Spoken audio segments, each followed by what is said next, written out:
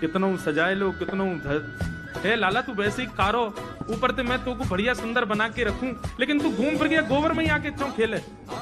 मोकू तो लगे तू पूर्व जन्म को सूकर दिखे। ठाकुर जी मन मन मुस्कुरा रहे, हाँ भैया जे बड़ा भगवान को अवतार भयो ना, जाने पृथ्वी की रक्षा करी हिरण्याक्ष से।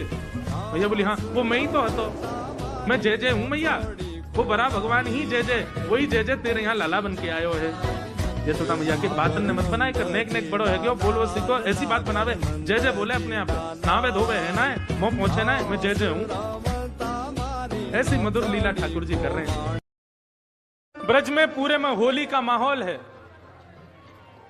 और सब ब्रज की गोपियां अपने अपने परिवारी जनों को निमंत्रण भेजती हैं, अपनी अपनी सखियों को भेजती हैं, अपनी सहचरियों को निमंत्रण भेजती हैं कि सब ब्रज में आ जाओ, वृंदावन आ जाओ, होली खेलेंगे। तो एक 84 कोस के ब्रज की गांव की एक गोपी, उसने कभी ठाकुर जी को देखा नहीं था, केवल सुना था कि ब्रज में वृंदावन में नंद नंदन रहते हैं, यशोदा के लाला रहते हैं, सांवरे सलोने हैं, अतिशय सुंदर हैं, अति कोमल है। उसके मन में विचार उठा कि मेरी सहचरी रहती है, मेरी एक सखी रहती है वृंदावन में, बहुत दिन से बुलाई रही है, तो मैं चली जाऊं। वृंदावन आ गई, लेकिन दिन रात नींद नहीं आती है, दिन रात केवल इसी प्रतीक्षा में है। अपनी अपनी सहेली से रोज पूछती है, वो कन्हैया कहां से गैया चराने जाते हैं? बोले यहीं से जाते हैं। एक बार ठाकुर जी की पाग बांध रहे थे, ठाकुर जी का श्रृंगार कर रहे थे, तो पाग बांधते बांधते ठाकुर जी कभी कभी खेलते हैं अपने श्रृंगारियाओं के साथ, जो ठाकुर जी की सेवा करते हैं उनके संग ठाकुर जी खूब खेलते हैं। तो हरिराम व्यास जी के संग ठाकुर जी खेल रहे थे, कैसे? वो पाग बांधे और जैसी पाग बांध करके पाग के ऊपर सिरपेच लगाने के लिए नीचे सिरपेच उठा में, इतने में क्या देखें कि पाग ढीली हो गई, पूरी मुंह पे आ गई, नीचे गिर गई।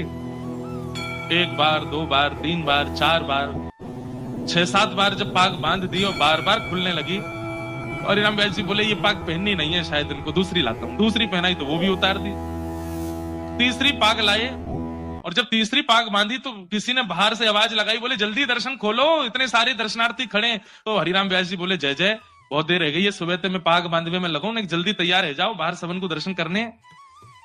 पाग बांधी, ठाकुर जी ने अब की बार भी पाग उतार दी। तो इतना गुस्सा आया हरिराम व्यास जी को, वो उधरी हुई पाग ही छोड़ दी मुंह पे, बोले ऐसे खड़े रहो, अब ऐसे दर्शन दे दूंगा सबको।